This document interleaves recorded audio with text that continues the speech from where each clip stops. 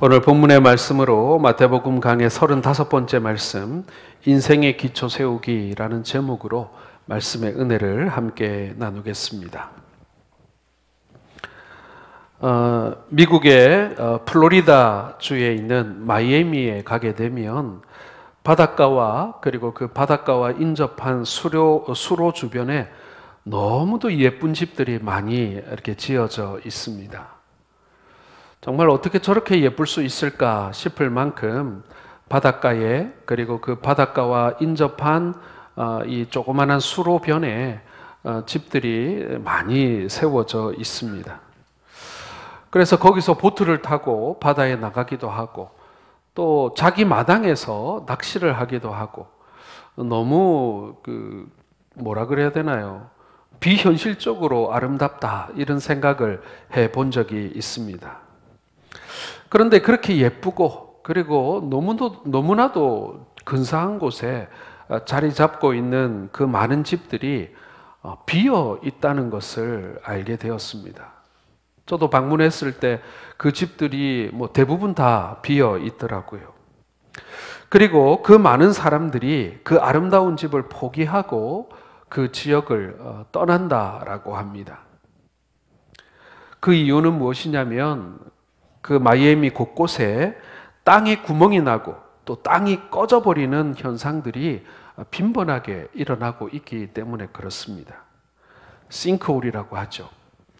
바닷물이 스며들어 와가지고요, 그 모래로 돼 있는 그 집안을 무너뜨리고 갑자기 도로가 꺼지면서 무너져 내리기도 하고 어느 날 갑자기 집이 땅속으로 통째로 이렇게 꺼져버리기도 하는 그런 일들이 너무 많이 생겨나기 때문에 아름답고 화려한 집들을 사람들이 버려두고 그곳을 떠날 수밖에 없다. 사람이 살 수 없는 집들이 되어간다라는 이야기를 듣고 그리고 직접 본 적이 있습니다.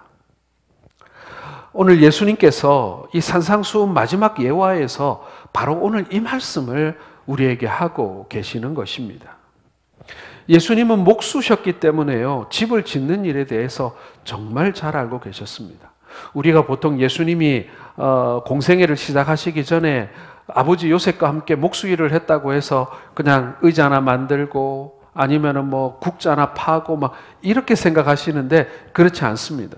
예수님은 집을 짓는데도 분명 일가견이 있는 그런 목수셨습니다.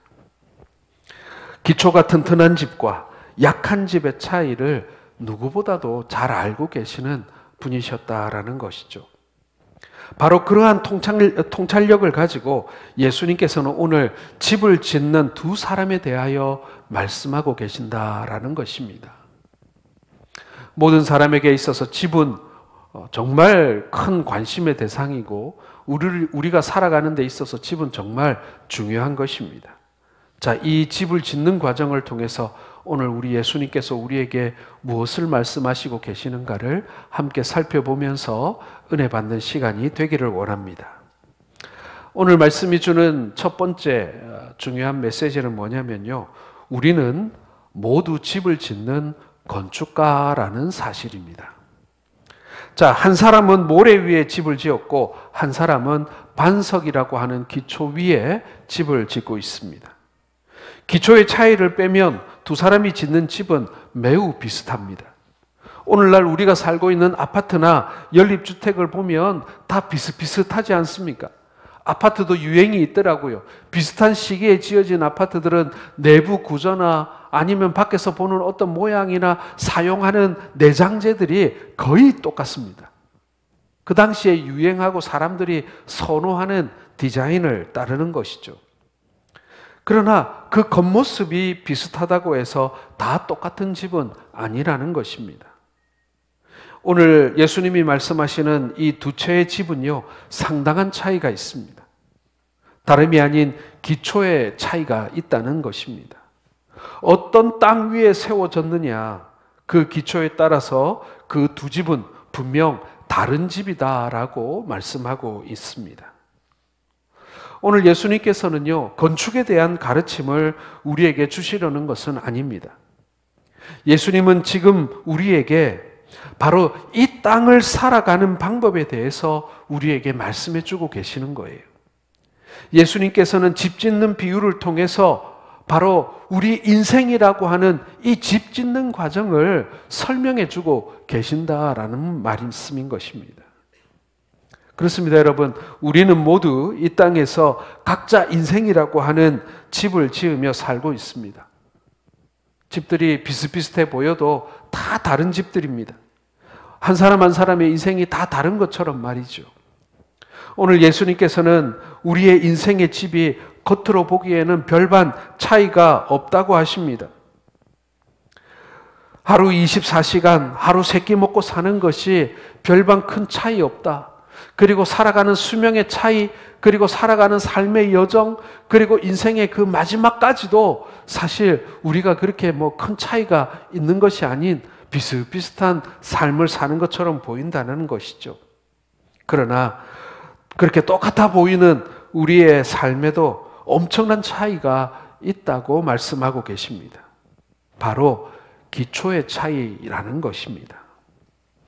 우리 모두는 집을 짓지만 그 집의 기초는 사람들마다 다르다는 거예요. 모든 집이 땅 위에 세워지듯이 우리의 삶 역시도 반드시 어떠한 기초 위에 지어지고 있다라는 것입니다. 이 땅 위에 기초 없는 삶은 없습니다. 우리가 의식하지 못하기 때문이지 우리는 나름 인생을 살아가는 데 있어 우리 나름대로의 기준이 있고 우선순위가 있다는 거예요. 그게 바로 기초라는 것입니다. 어떤 사람은 자신의 인생을 재물 위에 세웁니다. 의외로 많은 사람들이 이 재물이라고 하는 이 가장 중요하고 가장 유일한 이 목표 위에 자신의 집을 짓고 있더라는 것이죠. 미국의 유명 월간지 중에 머니라고 하는 그런 일간지가 있습니다. 월간지가 있습니다. 이 머니라고 하는 책은 이 사람들이 어떻게 투자를 해야 이렇게 돈을 불릴 수 있는지에 관한 그런 여러 가지 이야기를 담고 있는 그런 잡지인데요. 이 머니에서 돈에 대한 현대인들의 생각을 조사를 했다고 합니다. 1000명에게 설문조사를 했는데요. 이런 질문을 했습니다. 당신을 가장 즐겁게 하는 것은 무엇입니까? 대답을 한 1000명 가운데 80%가 돈이라고 대답했다고 합니다. 그리고 또 이렇게 질문했다고 해요. 그렇다면 당신에게 가장 염려스럽고 걱정스러운 것은 무엇입니까? 라고 질문을 했는데요. 이 1000명 중에 95%가 역시 돈이다 라고 대답을 했다고 합니다. 그렇습니다. 여러분, 이미 현대인들에게 돈은요, 가장 위력적인 우상이 되어 있습니다. 그리고 가장 매력적인 우상이 되어 있는 것이죠. 이러한 사람들에게는 돈이 인생의 기초이고 버팀목입니다. 말은 그렇게 하지 않아도 사람의 모든 영역에 이 돈에 의해서 좌지우지되는 그런 시대를 우리는 살아가고 있습니다. 돈이 생기면 인생의 활력이 넘치고 돈이 사라지면 염려하고 괴로워하는 것이죠. 물론 여러분, 돈은 우리의 삶에 굉장히 중요한 요소입니다. 성경은 그것을 부인하지 않습니다. 예수님은 우리에게 기도를 가르쳐 주시면서도 뭐라고 했습니까? 일용할 양식을 위해 날마다 기도하라고 우리에게 말씀하셨죠. 이건 역시도 재물이고 돈과 관련되어 있습니다. 그러므로 돈은 나쁜 것은 아닙니다. 하나님의 축복의 방식일 수도 있습니다. 그러나 그 돈을 기초로 삼아 그 위에 우리의 집을 짓게 된다면 우리는 반드시 낭패를 당하게 될 것이라는 말씀인 것입니다. 돈은 사용하되, 그리고 돈은 충분히 우리에게 유익함을 주지만, 그러나 우리의 인생의 기초를 올릴 만한, 우리의 인생의 기초로 삼을 만한 것은 절대로 아니다라는 것입니다. 돈을 기초로 삼아 그 위에 우리의 인생의 집을 짓게 되면 과연 어떻게 되는 것일까요? 잠언 11장 28절을 같이 읽어보겠습니다. 시작. 자기의 재물을 의지하는 자는 패망하려니와 의인은 푸른 잎사귀 같아서 번성하리라. 예, 자기의 재물을 의지하는 자는 어떻게 된다고요? 패망한다. 반드시 필망한다라는 이야기인 것입니다. 예, 돈은 분명히 중요한 것입니다. 우리에게 유익하고 잘 사용해야 합니다. 그런데 문제는 뭐냐면요, 그것은 내 주머니 안에 있어야지 우리 집의 기초가 되어서는 안 된다라는 것입니다. 내가 그 돈을 사용하는 것이지 그 돈이 내 인생의 기초가 되어서 내 인생을 좌지우지하는 것이 되어서는 안 된다라는 얘기죠. 자기의 재산을 의지하는 사람은 바로 돈 위에 자신의 인생을 건축하는 사람입니다. 성경은 돈 위에 인생을 건축하는 것이 얼마나 어리석은가를 거듭 말씀하고 있습니다. 잠언 23장 5절 같이 읽겠습니다. 내가 어찌 허무한 것에 주목하겠느냐. 정령이 재물은 스스로 날개를 내어 하늘을 나는 독수리처럼 날아가리라. 전도서 5장 13절입니다. 내가 해 아래에서 큰 패단이 되는 일이 있는 것을 보았나니 곧 소유주가 재물을 자기에게 해가 되도록 소유하는 것이라. 돈 위에 인생을 세우고 마지막 죽을 때까지 재물만 꽉 붙들고 사는 인생은 결국 그 돈으로 인해서 해를 입는다라는 그런 말씀인 것입니다. 여러분, 우리 주위에 이런 사람들이 얼마나 많은지 몰라요. 여러분, 돈 많은 사람들은 뭐 특별할 것 같습니까? 그렇지 않습니다. 저도 정말 이름을 대면 아실 만한 정말 대단한 분 집에 식사 초대를 가서 밥을 먹어본 적이 있는데 제가 깜짝 놀랐습니다. 어쩜 그렇게 먹는 게 우리랑 똑같은지. 내가 먹는, 저희 집에서 먹는 밥, 저희 집에서 먹는 국, 저희 집에서 먹는 반찬 그거 똑같이 먹더라고요. 저는 막 의리의리한 회장님 댁에 가면은 정말 음식이 다 다를 줄 알았어요. 근데 우리가 먹는 거랑 똑같이 먹고요. 심지어는 후식으로 먹는 과일도 똑같더라고요. 그거 다르지 않습니다. 사람이 무슨 차이가 있겠어요. 그런데 말입니다. 이 재물이 많으면 우리가 행복할 것 같고 어느 정도 이상만 있으면 만족할 것 같고 내 죽을 때까지 다 쓰지도 못할 돈 이러면서 우리가 살 것 같은데 그렇지 않더라는 거예요. 몇 년 전 여러분 기억하십니까? 우리나라의 굴지의 대기업이 형제들끼리 막 서로 그 경영권 싸움이 붙어가지고 한국으로 갔다 일본으로 갔다 하면서 소송을 하고 싸움을 하고 늙으신 아버지를 휠체어에 태워가지고 이리 끌고 다니고 저리 끌고 다니면서 그 형제들이 서로 회사를 갖겠다고 싸웠던 그 장면을 여러분 TV에서 많이 보셨죠. 소위 뭐랍니까? 왕자의 난이라고 부르는 말이죠. 돈 때문에 형제 사이에 의가 상하고 친구 사이에 우정이 버려지고 부모와 자식 간에도 갈라서고 형제와 자매가 원수가 되는 그런 일 여러분 우리가 많이 보고 있지 않습니까? 저 정도 가지고 있으면 굳이 싸울 필요가 있겠나? 다 쓰지도 못하고 죽을 때까지 쓰지도 못할 돈 가지고 굳이 저럴 필요가 있을까 싶은데 그래도 더 갖겠다고 그래도 다 내 거라고 서로 싸우는 것입니다. 어떤 사람들은 열정이나 욕망을 통해 만족을 얻고요. 자신의 삶을 그 위에 세웁니다. 그리고 어떤 사람은 자신의 지위나 직책을 기초로 그 위에 인생을 세웁니다.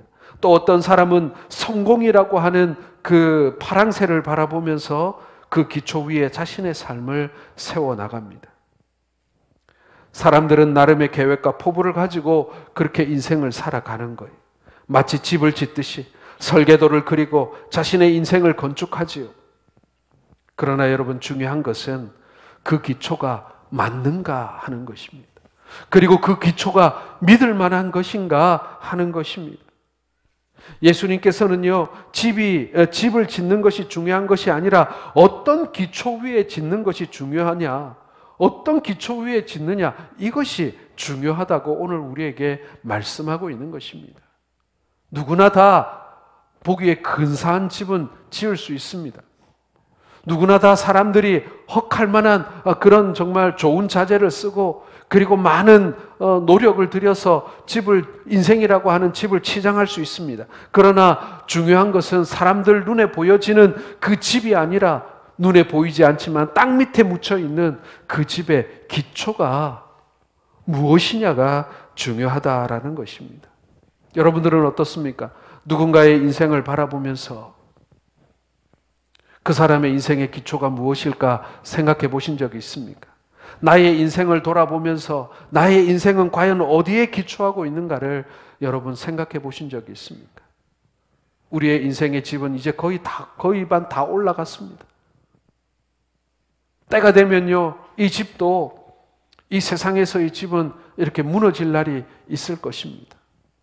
자, 그렇다면 나는 어떤 기초 위에 지금 집을 지어놓고 있는 것입니까?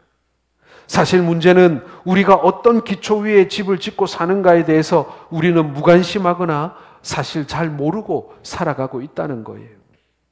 성경 말씀은 우리로 하여금 끊임없이 돌아보게 하고 재점검하게 합니다.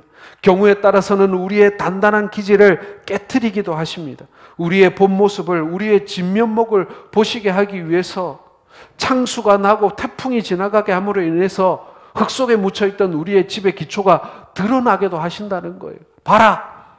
지금 이 집이 어디 위에 지어져 있는지 한번 지금 봐라! 이렇게 말이죠. 오늘 우리는 과연 어디에 앉아 있는지 정확히 볼 수 있어야 합니다. 그래야 회개의 기회가 찾아오고 새롭게 출발할 수 있는 소망이 있는 것입니다. 그래서 하나님께서는 우리에게 반드시 주시는 과정이 있습니다. 바로 우리 인생에 태풍을 주시는 것입니다. 여기에 두 번째 메시지가 있습니다, 여러분. 삶의 태풍은 우리의 기초를 깨닫게 해준다라는 것이죠. 우리 모두는 집을 짓는데 이 집이 과연 제대로 지어지고 있는 것인지, 이 기초는 올바른 것인지를 알기 위해서는요, 한 번씩 그 기초가 드러나야지, 우리 눈에 보여야 한다라는 것입니다.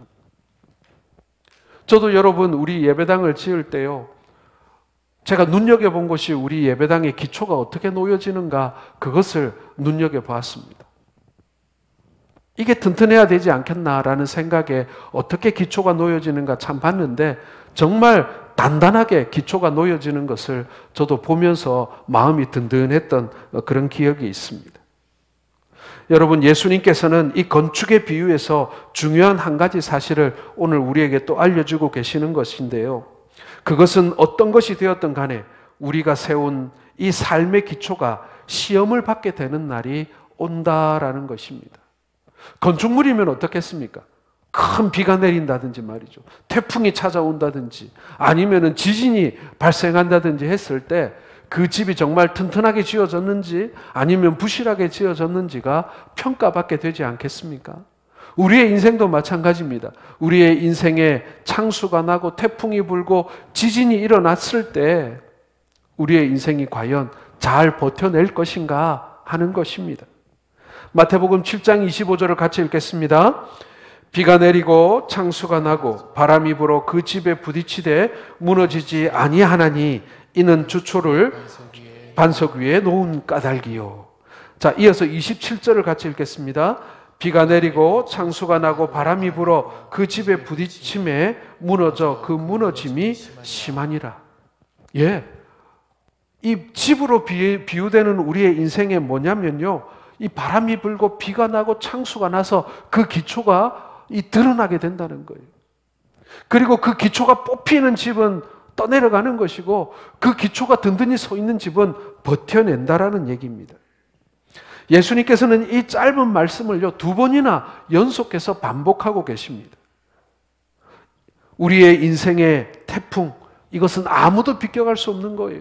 누구에게나 다 찾아온다는 얘기입니다. 그리스도인에게도 똑같이 태풍이 찾아옵니다.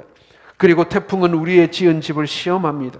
이 태풍은 우리를 한순간에 파멸로 밀어넣는 유혹일 수도 있고 때로는 경제적인 어려움이 찾아올 수도 있습니다. 잔뜩 기대했던 주식이 폭락했을 때, 애써 일군 사업체가 부도가 났을 때, 때때로 태풍은 질병을 통해 우리에게 엄습해 오기도 합니다. 어느 날 갑자기 의사의 진단을 듣고 우리는 두려움을 느끼곤 합니다. 사랑하는 사람을 잃을 수 있다는 공포, 더 이상 가족들을 만나볼 수 없다는 두려움, 해놓은 것도 없이 허무하게 잊혀질 것 같은 그러한 마음에 내 인생의 집이 위협을 받게 되는 것입니다. 그런데 여러분, 만약 우리가 모래 위에 집을 지었다면 반드시 그 집은 무너져 버린다라는 것입니다. 우리의 삶에 태풍과 같은 고난이나 유혹이 있을 때, 그동안 외면하고 있었던, 마치 땅속에 묻혀있던 그 뿌리가 드러나듯이 우리는 우리의 삶의 기초를 목도하게 될 것입니다. 그리고 그 태풍의 때가 우리의 인생에서 아주 중요한 시기가 될 것입니다. 그 시기가 그저 괴롭고 고통스러우니 빨리 지나가기만을 바라는 그런 아무런 유익이 없는 시간이라고 여러분 혹시 생각하고 계십니까? 그런데 그렇지 않다는 거예요. 혹 우리가 잘못된 곳에 집을 짓고 있다면 그곳을 떠날 수 있는 기회가 되는 것이고요. 혹 다시 지을 수 있는 기회가 될 수도 있다라는 것입니다. 사랑하는 성도 여러분, 내 인생의 태풍이 불 때 그것을 믿음의 연단으로 여기시고 또한 우리가 되돌이킬 수 있는 기회로 삼으시기를 주님의 이름으로 축원합니다. 학생들은 다 시험을 싫어합니다. 학생들에게 시험은 고난이고 연단이지 않습니까? 그러나 학생들이 시험을 전혀 보지 못한다라고 한번 생각을 해보십시오. 수능을 앞두고 있는데 돈도 많이 들고 또 학생들을 줄 세우는 것이 옳지 못하고 해서 모의고사를 한 번도 안 본다고 생각해 보세요. 제일 두려워하고 공포스러워할 사람들은 누구냐면 바로 그 학생 그 자신이에요. 내가 지금 올바로 공부를 하고 있는지, 내 실력이 지금 얼마나 되고 있는지, 그동안 공부한 게 얼마나 성과가 있는지 아무것도 모르고 시험을 봐야 된다? 아마 그 학생들은 시험 치기 전에 밤잠도 못 자고 아마 불안에 떨다가 다 그냥 막 로이로제가 걸려버리고 말 거예요. 시험이 힘든 건 사실이에요. 시험이 다가오면 두려운 것도 사실이에요. 그러나 시험이 있어야 여러분 내가 지금 제대로 가고 있는지를 알게 된다라는 것입니다. 일상적인 믿음 생활을 하다가 고난이 닥쳐올 때 믿음의 결단을 하고 하나님께 더 가까워지는 체험을 하게 될 때 참 믿음을 따라 사는 것이 행복하고 하나님이 내 아버지 되는 것이 너무나도 든든하게 느껴지는 때가 언제냐 그러면은 평안할 때가 아니라 바로 고난이 찾아왔을 때라는 거예요. 태풍이 불 때라는 거예요. 그때 하나님이 내 옆에 얼마나 가까이 계시는지, 그분이 나에게 얼마나 든든한 버팀목인지를 그때 비로소 알게 된다는 것입니다. 편안할 땐 몰라요. 잘 나갈 땐 모릅니다. 건강할 때는 몰라요. 그러나 몸이 아프고 그러한 위기가 찾아왔을 때 내 인생의 진정한 버팀목이 누구인가를 우리는 알게 되고 비로소 보게 된다라는 것입니다. 사랑하는 성도 여러분, 교회가 많은 질책을 받고 있는 요즘입니다. 그러나 이런 연단을 통해서 저는 소수이지만 순전한 교회 그리고 거룩한 성도들이 이 땅 가운데 드러나리라고 저는 믿습니다. 하나님께서 한국 교회에 거품이 많으니까 교회 안에 어정쩡하게 하나님과 세상 사이에 양다리를 걸친 사람들이 너무나 많으니까 불같은 연단을 통해서 교회를 깨끗게 하시는 과정이라고 저는 믿습니다. 교회를 통해 세상적인 유익을 누리기를 원하던 사람들이나 단순히 종교적인 즐거움만을 누릴 뿐 헌신하지도 않고 자신을 부인하지도 못했던 사람들에게는요, 이 교회가 욕을 먹는 상황이 너무나 낭패스럽지 않겠습니까? 그러나 주님 오실 날을 기다리며 말세의 시대를 살아가는 성도에게는요, 도리어 그동안 수고하고 애쓴 성적표를 받아볼 수 있는 감사의 때가 되지 않겠습니까? 우리가 고난을 맞이하는 그때가 우리의 믿음의 성적표를 받는 시간이라는 얘기예요. 여러분, 우리에게 이제 이 어려운 시대를 살아가는 비전이 생겨나야 한다라고 생각을 합니다. 교회라고 다 똑같은 교회가 아니라 이 시대의 빛의 역할을 하는 건강한 교회를 세워보자는 비전을 품으시기를 주의 이름으로 축원합니다. 여러분, 어떻게 보면 우리가 그동안 당연하다고 생각했던 전통적이고 보편적인 교회의 습관들을 우리가 포기해야 될 필요도 있을지 몰라요. 잘못 걸어온 길이 있다면 반드시 과감하게 돌아서야 합니다. 내년에 이제 교회 표제를 이제 세워야 합니다. 이제 곧 장로님들과 이제 연말 당회를 가서 내년의 목회 방향 그리고 우리 교회의 비전들을 두고 같이 고민하고 이제 같이 세워가는 그런 일들을 이제 다음 주가 되면 해야 되는데요. 저는 표제를 생각하면서 계속 같은 말을 되뇌이게 됩니다. 내년에 표제가 되었으면 하는 말을 계속 마음속으로 이렇게 되뇌어 보면 되뇌어 볼수록 때로는 울컥하기도 하고 때로는 눈물이 나기도 합니다. 사랑하는 성도 여러분, 지난주에는 어려움을 당하고 있는 한 교회를 방문할 기회가 있었습니다. 교회 안에 심각한 그 목회자의 범죄로 인해서 교회가 아주 그냥 초토화가 된 그런 교회를 방문하게 되었는데요. 그 상황이 얼마나 비참한지 정말 차마 입에 올릴 수도 없을 만큼 끔찍한 일이 일어난 교회를 바라보면서 교회가 이제 거의 공중분해되기 직전인 거예요. 그걸 보면서 얼마나 가슴이 아팠는지 모릅니다. 우리가 누군가를 정죄하고 판단하기 전에 우리가 한 형제이고 그리스도의 한 몸된 교회로서 우리가 서로 아파하고 고통하고 그리고 그 모든 상황들을 슬퍼하고 그럼에도 불구하고 우리는 그래도 좋은 교회를 세워야 한다. 건강한 교회를 세워야 하고 그리고 하나님이 기뻐하시는 교회를 세워야 한다라는 이 사실 앞에 우리가 지금 서 있다. 이 어려운 시대에 그런 생각을 해보게 되어집니다. 사랑하는 성도 여러분, 우리의 개인의 삶이든 그리고 교회가 되었던 간에 우리에게 불어 닥치는 이 태풍의 고난 속에 우리의 기초를 다시 한번 점검하고 든든히 붙잡는 우리 성도들 되시기를 주의 이름으로 축원합니다. 마지막 세 번째로 여러분, 우리는 말씀대로 행함으로 새로운 기초를 놓아야 합니다. 이제 예수님께서는 마지막 핵심적인 말씀을 해주시는데요.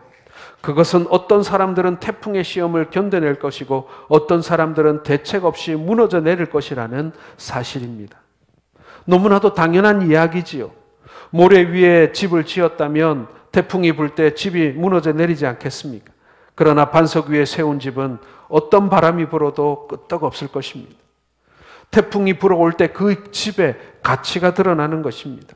든든히 서 있으면서 사람들을 놀래킬 것입니다.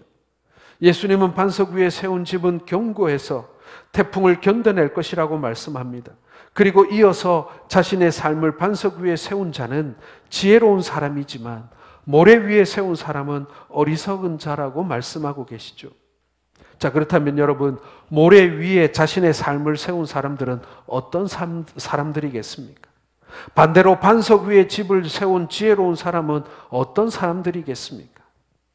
바로 이 질문에 대한 대답이 산상수훈의 최종 결론입니다. 우리가 어떻게 살아야 반석 위에 집을 세울 수 있겠는가 하는 것입니다. 그리고 어떤 삶이 모래 위에 집을 짓는 삶이겠습니까? 결론은 의외로 굉장히 간단합니다. 오늘 24절에서 26절의 말씀을 같이 읽겠습니다. 시작. 그러므로 누구든지 나의 이 말을 듣고 행하는 자는 그 집을 반석 위에 지은 지혜로운 사람 같으리니 비가 내리고 창수가 나고 바람이 불어 그 집에 부딪히되 무너지지 아니하나니 이는 주추를 반석 위에 놓은 까닭이요 나의 이 말을 듣고 행하지 아니하는 자는 그 집을 모래 위에 지은 어리석은 사람 같으리니. 나의 이 말을 듣고 행하는 자, 나의 이 말을 듣고 행하지 아니하는 자, 바로 여기서 차이가 있는 것입니다. 그리고 이것이 바로 기준입니다.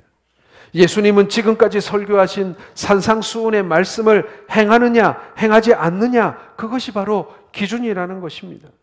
이 말씀대로 행하는 자는 반석 위에 집을 지은 사람이고 듣기만 하고 행하지 않는 사람은 그 집이 아무리 화려하다 해도 모래 위에 자신의 인생을 세운 것이다 라는 것입니다. 중요한 것은 여러분, 이 두 사람이 다 말씀을 들었다는 거예요. 두 사람 모두 교회 안에 있는 사람이라는 얘기입니다. 둘 다 성경 공부도 했고요. 두 사람 다 예배에 나와 똑같이 설교의 말씀을 들었습니다. 그러나 비록 눈에 보이지는 않지만 그 기초가 다를 수 있다는 사실이 우리에게 충격을 주고 있는 거예요. 똑같이 이 시간 말씀을 듣는 순간에도 어떤 사람은 반석 위에 집을 짓게 되고 어떤 사람은 모래 위에 자신의 삶을 세우고 있다라는 것입니다. 산상수훈의 핵심은요, 무엇보다도 우리의 마음의 태도를 바꿔야 한다는 것입니다. 참 천국의 의를 내 삶을 통해 이루겠다고 하는 결단이 있어야 한다는 것입니다. 여러분, 이것이 핵심입니다. 바리새인들의 의의는요, 겉모습의 의였습니다. 형식적인 의였습니다. 그들은 겉으로는 자신들이 만든 전통과 규칙을 지키고 있었지만 그 속에는 하나님을 사랑하는 마음이 전혀 없었다는 것입니다. 오늘날에도 불행하게 이런 사람들이 있습니다. 그저 헌금하고 습관적으로 교회를 출석해 예배를 드립니다. 몇 시간의 의무적인 봉사도 합니다. 그리고는 그것을 지키지 않는 사람들을 보고 함부로 비판하고 정죄합니다. 마음속으로는 음욕을 품고 있으면서도 행동으로 간음하지 않았다고 자신을 의롭다고 여깁니다. 마음속으로는 형제를 미워하면서도 자신은 살인하지 않은 의인이라고 생각하고 늘 주위에 있는 사람들을 정죄하고 비판합니다. 그런 사람들의 생각에는 나는 문제가 없는데 늘 다른 사람들이 문제라고 생각을 합니다. 모든 문제에 있어서 그렇습니다. 자신의 인생에는 문제가 없습니다. 인간관계에도 모든 문제는 타인에게 있는 것입니다.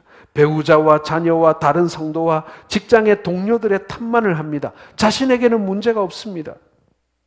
그들은 하나님 앞에 나아가 한 번도 자신 때문에 애통해 본 적이 없습니다. 억울함만을 호소할 뿐입니다. 그러니 기도가 짧을 수밖에 없죠. 기도 제목을 물어보면 잘 떠오르지 않습니다. 왜 그렇겠습니까? 마음이 부유하기 때문에 그런 것입니다. 자신의 의의가 높기 때문에 그렇습니다. 예수님은 바로 그런 사람들이 모래 위에 집을 짓는 사람들이라고 하시는 것입니다. 안타깝게도 이런 사람들은 인생의 태풍 앞에 자신이 지금껏 쌓아온 모든 것들이 허무하게 무너져 내리는 것을 경험하게 된다는 것입니다. 그러나 이와는 또 다른 사람들이 있죠. 이 다른 부류의 사람들은 들은 말씀을 삶에 적용하고 실천하기 위해 노력합니다. 이들은 들은 말씀을 삶에 적용하기 위해 노력하지만 종종 한 가지 사실을 문득문득 발견합니다. 그것은 자신들이 끊임없이 실패한다는 것을 아는 것입니다. 이런 사람들이 바로 심령이 가난한 사람들입니다. 그래서 말씀대로 살려고 노력하고 그러면서도 하나님 앞에 날마다 애통한 사람들입니다. 하나님께 나아가 자신의 죄를 회개하고 애통하다 보면 그 마음은 자연스럽게 온유하고 정결해집니다. 다른 사람을 비판하고 정죄할 틈이 없어요.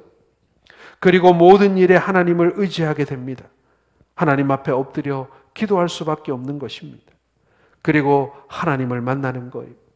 때로는 도움의 손길을 경험합니다. 내가 할 수 없는 일을 성령님의 힘으로 하게 되는 기적도 경험하게 됩니다.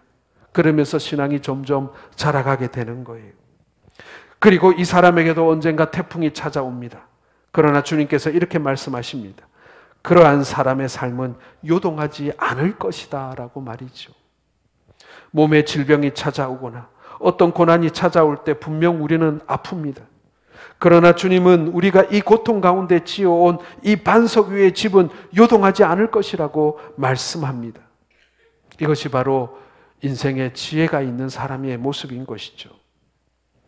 우리가 산상수훈의 말씀을 받으면서 우리가 예수님의 가르침대로 살기 위해 발버둥 쳐보지 않았다면, 그 말씀대로 살기 위해 하나님 앞에 나아가 간절히 금식하며 부르짖지 않는다면 어쩌면 여러분, 당신은 모래 위에 집을 짓고 있을지도 모른다라는 것이죠. 이것이 바로 오늘 예수님의 말씀의 결론인 것입니다. 사랑하는 성도 여러분, 저를 포함한 우리 모든 성도들이 오늘 예수님의 산상수훈의 말씀대로 살기를 위해 노력할 것을 여러분들에게 도전합니다. 그동안 들었던 산상수훈의 말씀대로 살기 위해 여러분 애써 보시기를, 발버둥 쳐 보시기를 여러분 부탁드립니다. 물론 쉽지 않습니다. 그러나 이 말씀을 삶에 적용하기 위해서 나 자신의 부족함을 하나님 앞에 가지고 나아가 애통한 심령으로 엎드려 보시기 바랍니다. 내 힘으로 하게 될 때, 내가 내 힘대로 하게 될 때 날마다 실패할 수밖에 없는 인생이라는 것을 인정하면서 그 앞에 엎드려 보시기 바랍니다. 놀라운 일이 벌어질 줄로 믿습니다. 그러니 도와달라고, 붙들어 달라고, 인도해 달라고 여러분 요청하시길 바랍니다. 성령님이 나를 사로잡아 주시고 어느 날 뒤돌아보면 내 삶과 신앙은 저만치 자라 있는 것을 우리는 발견하게 될 것입니다. 사랑하는 성도 여러분, 주의 말씀대로 우리가 들은 주의 말씀대로 살기를 결정하고 작정하고 또 그 말씀을 붙들고 이 세상에서 싸워가므로 우리 모두 반석 위에 집을 짓는 지혜로운 인생을 살아가시는 우리 모든 성도들 되시기를 주님의 이름으로 축원합니다.